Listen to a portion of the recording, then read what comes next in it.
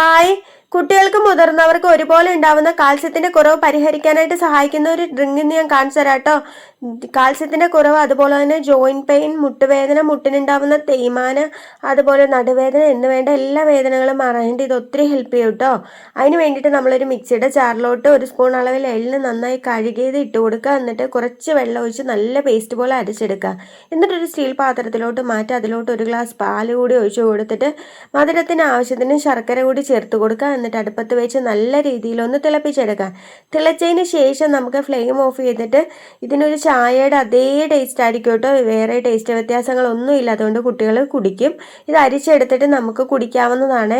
ഇത് ഡെയിലി കുടിച്ചതുകൊണ്ട് യാതൊരുവിധ സൈഡ് എഫക്റ്റും ഇല്ല. നിങ്ങൾ ചായയും കാപ്പിയൊക്കെ കുട്ടികൾക്ക് ഉണ്ടാക്കി കൊടുക്കുന്ന സമയത്ത് ഇതുപോലൊരു ഗ്ലാസ് ഒന്ന് കൊടുത്തു നോക്കിയേ, നല്ല റിസൾട്ട് ആയിരിക്കും. അതുപോലെ പൊട്ടി എല്ല് കൂടാനൊക്കെ ഇത് ഒത്തിരി ഹെൽപ്പ് ചെയ്യും കേട്ടോ. ട്രൈ ചെയ്ത് നോക്കി, ഇഷ്ടപ്പെട്ട ലൈക്ക് ചെയ്യണേ. Bye, see U.